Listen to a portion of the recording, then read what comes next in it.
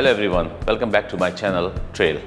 In this journey of Trail, we keep discussing many topics. We cover food cost, beverage cost, we talk about the receiving points, how we control the cost, sustainability, wastage management, revenue management, how we price. There are many points. One of the points I want to discuss today is MOQ.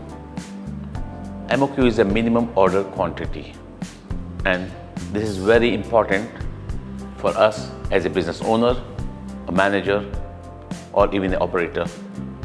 How the supplies are purchased. We need to understand how we can change this cost to strategy, the MOQ. See what happened when a purchaser or we went to the market.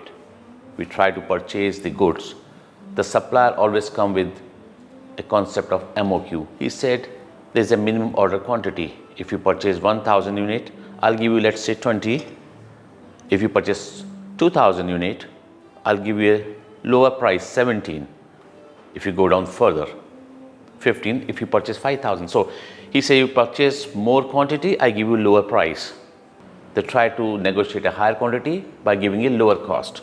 And that's how they come up with this MOQ, minimum order quantity. Very important for us, also very important. We also want a stock. We want a longer term stock. We want a lower price stock. But supplier come with this MOQ concept. So how we navigate through MOQ? It's not about a short term purchase. It's about a long term benefit. It's not about saving cost with each purchase, but creating a long term benefit. And that's why this MOQ is very important for as a buyer, as it is for the seller. So why the supplier or a seller want to go through the MOQ? The concept of the supplier, the first benefit, they want to leverage on the higher quantity, which means the fixed cost. They want to reduce the fixed cost impact. See, the fixed cost goes down when the volume increase. We discuss in many other videos also. And to manage the fixed cost, we need to increase the production. That's one way of reducing the impact of the fixed cost, because fixed cost per unit goes down with increase in the production or units. So you can check in my table. Here you can unlock the secret to lower the unit cost. We have 3 columns: production unit, fixed cost, and fixed cost per unit. Let's say supplier has a fixed cost of 50,000, which can be his lease cost, can be a fixed payroll or other maintenance cost. And his production is 5,000 units, which means his fixed cost per unit is 10. If he start producing more from 5,000 to 8,000, and fixed cost may increase slightly because of increase in production to 56,000, that can be additional payroll or maintenance cost, but still the fixed cost per unit come down to 7, from 10 to 7. Production unit keep increasing from 8,000 to 10,000 to 12,000. Fixed costs keep increasing to 60,000. You see the fixed cost per unit come down. And if he is able to manage his fixed cost at a similar level from 60,000 to 60,000 and increase the production from 10,000 to 12,000, the fixed cost per unit will come down further from 6 to 5. So you can see in this table, when the units produce increases, the cost per unit come down. And that's the secret in the fixed cost. And that is what a supplier want to gain. He put a MOQ, minimum order quantity. He increase the supply units and reduce the price. He don't pass entire benefit to the purchaser. He keep a portion for himself and pass portion of the benefit to the purchaser or buyer or people like us. So MOQ is very important for him. The moment he go for MOQ, he can increase the unit.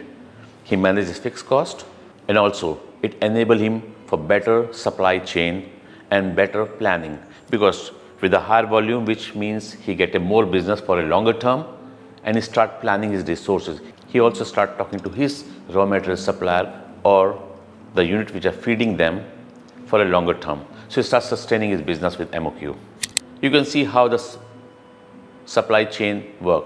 Here in this chart you can see he need to source his raw material, he has to check his logistics, and then he has to manage the distribution. Distribution means supplying to people like us who are buying the product from him, and that's for his demand planning. So demand planning is very important for him, and when he go for MOQ, again he get a better, bigger order. He start planning his demand. He start negotiating for the raw material with a better credit terms and better pricing, and this create a competitive advantage in the market for him. So basically MOQ actually work for him. The better pricing, lower fixed cost, competitive edge, and demand planning, which is the basic for any production unit. Now let's come to the other part. So what are the purchaser benefit or the buyer's benefit if I go for MOQ? How I sail through, how I navigate. First is the price variation. I get a better price. I reduce the logistic cost and volume control. If I can do the volume control, then it's best for me. Now I have a quick example for logistic cost. One of the resort in Maldives, we are procuring the goods from the Dubai. We keep procuring from Dubai, India, Sri Lanka and other countries. And we have many suppliers. But the moment you go for the 2, 3, 4 supplier for better pricing, we have a more logistic cost. Although the shipping cost or airlifting cost is similar, but then preparing the documentation, submitting to customs, there's a lot of cost involved in that. So what we have decided to reduce the logistic cost, we go for only one supplier at a time. Maybe one supplier for 1 or 2 months, then the second supplier if we need to change, and we reduce our logistic cost, which means a lot of documentation cost, a lot of agency cost, back and forth, and all can be reduced, and start giving a benefit to us immediately. In a month, we have seen a saving in the logistic cost up to $2,000, which is quite a big amount. So if we multiply 2,000 by 12 months, it's $24,000. So that's how its logistic cost work. So a similar concept is used for the MOQ and for managing the supply to reduce the logistic cost. So MOQ is a strategic advantage. It controls the cost, it gives a logistic efficiency, and it's a volume planning. We leverage the bulk purchasing to reduce the per unit expenses. That's how our cost is controlled in unit terms. Logistic efficiency, and then there's a volume planning. We align inventory with the forecasted demand for better resource use. And the businesses implementing the MOQ strategies often achieve up to 15% of the logistic cost. It's a very proven data in the industry that the people start saving in the logistic cost when they're accumulating the orders. So these are the benefits for the MOQ. But again, can it be challenging? Yes. So poor stock movement and inaccurate record can lead to overstocking and excess usage in the storage. We'll have a high inventory holding cost because again, a lot of funds get blocked when you start holding more inventory than you need for your monthly or a periodic requirement. And the chances of waste and pilferage is there. There's always a risk of pilferage. There's always a chance of wastage, and the overstocking can create an excess usage or excess issue. So all these challenges need to be managed. How do we manage these challenges? We have to plan ahead. We have to define our requirements. We have to look at the business pipeline, the forecast, how much on the books, how the business is generating, how the business are coming. We have to be very clear about our forecast. And then we have to start negotiating better, which means a better credit terms or a partial supply. Now partial supply is very important. What will happen? Suppose instead of 2,000, I go for 5,000. But my demand is only, let's say, 2,000 for 3 months. 5,000 means I'm overstocking it. So if a supplier agree to supply me in portion, I give you the purchase order of 5,000, but you give me 2,000 now. After 2-3 months, again you give me 1,000 or 2,000 as per my demand, and like for a longer term. So I lock a long-term purchase with him Supplier is okay. His supply chain or the demand planning is okay for a few months. I'm getting a good price and I keep consuming the goods based on my business. I avoid the risk of waste, pilferage, storage, holding cost. I don't have to pay immediately. So we have to negotiate very carefully the MOQ. We should go for MOQ, but we have to negotiate it. We have to negotiate in better terms and keep eye on the business, the pipeline flow of the business. And you have to negotiate better. I explain it in one of my YouTube, where the link is here, how to become a tactful negotiator. You have to be composed, stay calm, listen actively, pause before responding, and maintain a professional eye contact. Your body language, everything is explained there. So if you do a good negotiation, you look at the business forecast, your pipeline, and go for a partial delivery instead of a bulk delivery, saving the storage space, holding cost, avoid waste, pilferage. Is going to be very beneficial for you, not only for you, for the supplier also. And this will create a good relationship between you and the supplier. Smart planning and negotiation is always a better MOQ outcome. When we talk about the overstock, wastage, pilferage, there's another red flag. Overstock. A lot of items on sale, on discount, 50%, 40%, 30%, even more. Why it's happening? It's all because of MOQ and the demand planning. Suppose last year's season is very good and the demand is around 100. So what happened? They start planning for next year, early months.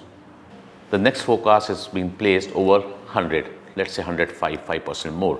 And then based on that 105 forecast, the factories start producing. The stock being produced for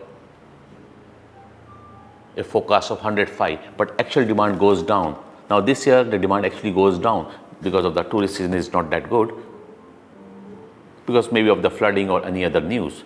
The actual flow of business goes down to 80, whereas the factories and the suppliers are producing based on 105 forecast. So there is a excess stock. Now the factories can't keep that stock. They're pushing the distributor. Distributor is pushing to their suppliers or the shops. So what's the option? Discount it. Sell more. How you sell more? Give a better price. Take out the margin. So the distributor may have gone for the MOQ with the factories. They may have gone for a fixed quantity, but the demand never come. So what happened? The distributor has to cut down his profit. He has to shrink his profit or sell at cost and take out the stock. And this exactly happened in our business also, in our hotels, in our restaurants, in any other industry. When the backflow, the floodgates are open, when the MOQ is very high and there is no forecast, the business pipeline is not open, we have to either keep in the store, which increase my stock holding cost. I may waste, it can be pilferage. We have excess usage because we have too much of stock, we keep using it.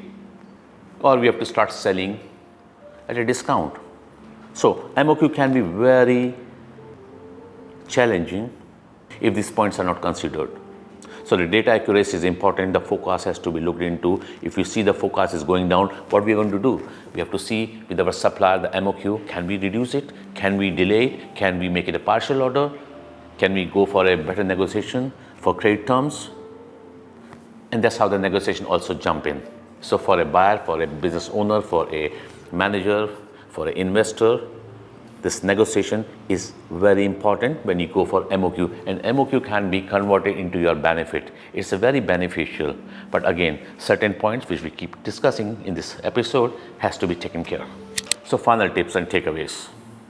You track your inventory movement, optimize storage to avoid the wastage, keep conducting stock counts, regular audits of the stock, keep updated of the pipeline or the forecast, and strengthen your data accuracy. 4 or 5 points. I believe this episode will help one of the comment I receive about the excess stock. There's transition in the business, and when new business take over, the earlier business left over with the stock, a big value stock, and this stock cannot be used by the new company. And the excess stock was created because of MOQ. They want to reduce the cost and keep ordering, but because business was changing, there was transition going on, the demand completely goes down and the stock cannot be consumed. And the end result was a loss in the stock, a big loss in the stock. And that's why the business planning pipeline is very important for MOQ. If anyone has a challenge, that's why the Trail channel is here to help you in navigating through these business challenges. See you next time.